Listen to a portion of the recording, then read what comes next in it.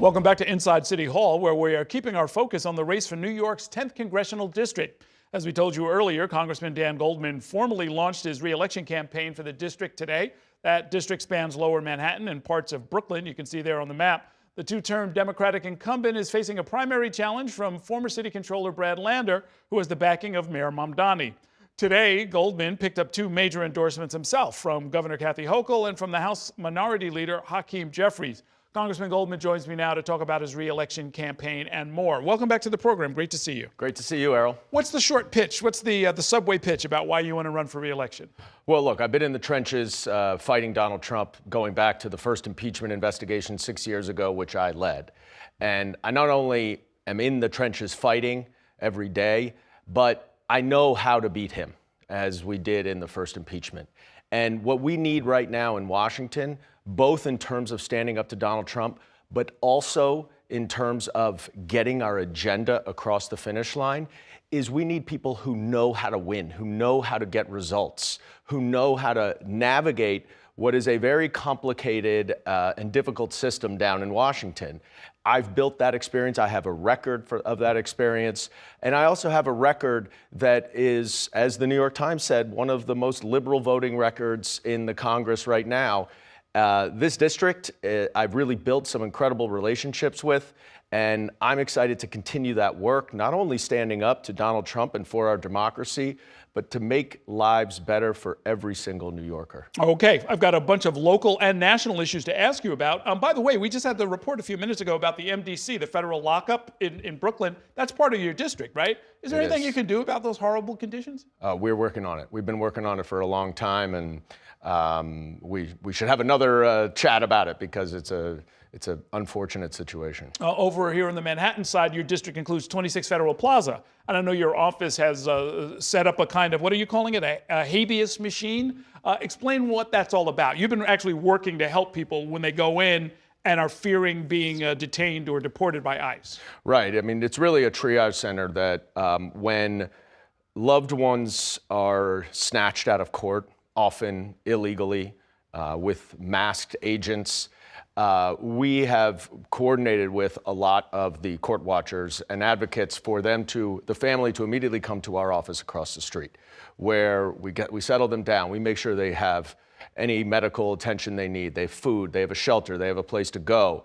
We refer them to lawyers who work out of our office sometimes and can quickly file habeas petitions, because ICE is trying to get them out of New York very quickly.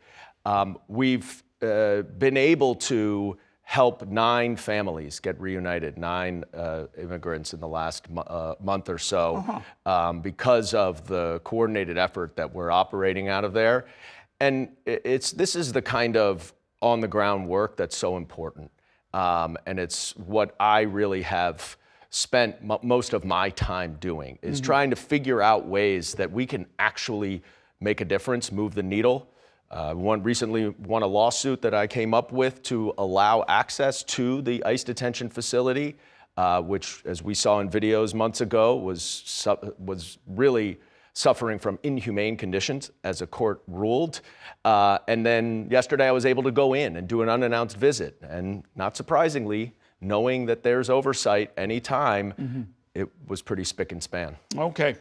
You have introduced something called the Robin Hood Act. It's a long acronym, but it intended to come up to Robin Hood Act, a new federal tax on the ultra wealthy, in order to impose a 20% excise tax on loans and lines of credit backed by capital assets. It's a little jargony, but what you're really referring to here is the fact that ultra wealthy people hold all of their wealth and then borrow against it. Borrowing is not a taxable act. That's exactly right. So Jeff Bezos pays an effective tax rate of 1%. Elon Musk pays an effective tax rate of 3%, because they don't sell their Amazon or Tesla stock, which would incur capital gains. Instead, they just take loans out against them as collateral, and they don't pay tax on that loans. This bill makes those people pay their fair share. And that's what we have to do. And it will generate almost $30 billion of revenue per year, which would be enough to pay for universal child care for throughout the country and still have some money left over. For a lot of my viewers, all they know, because we keep saying it, is that you're an heir to the Levi Strauss fortune. I'm sure there are some viewers who are saying, hey, look, isn't he part of that class? Doesn't he do the same with his own wealth? Yes, and I would be affected by this. So my taxes would go up. You want to tax yourself? Okay, very interesting. You did not vote for Mayor Mamdani. You instead wrote in Zohran Mamdani on Election Day. Why is that?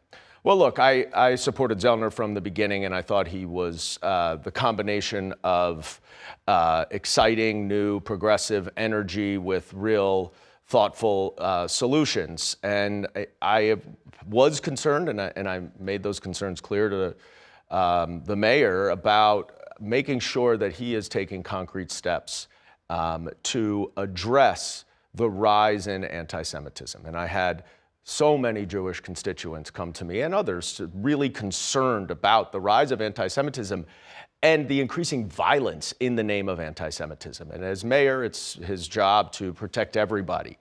But as I said to him after the election, and as I've repeated multiple times, I am aligned with him on his agenda, and I'm eager to work with him to get that done. We share constituents, and we have worked together in the past on the pilot program for free bus fares, and I hope to work with him to make lives better for every New Yorker. Do you believe him when he says he pledges to do whatever is necessary to prevent the spread of anti-Semitism?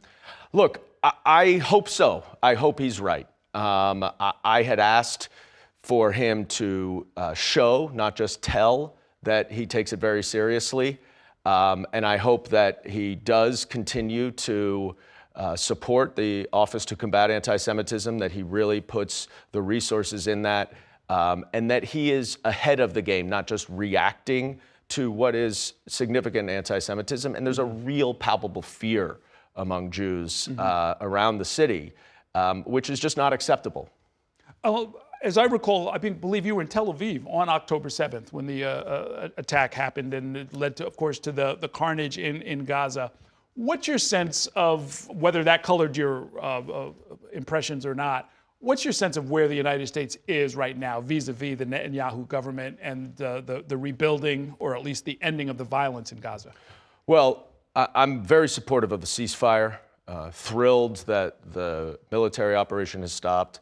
Really have been pushing consistently for more and more humanitarian aid to get in there.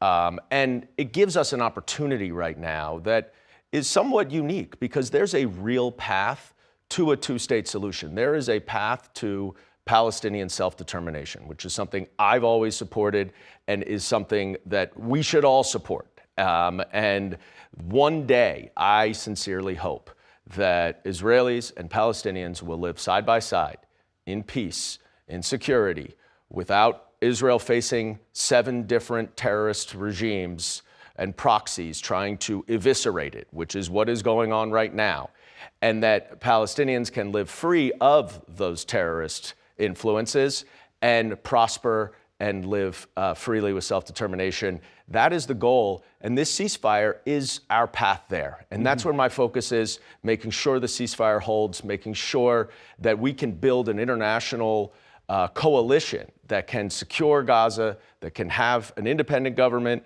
and ultimately have a government by the Gazans and themselves. Okay, we're going to leave it there for now. We will see you out on the campaign trail. Best of luck with everything. Thanks for coming by tonight. Thanks, Errol.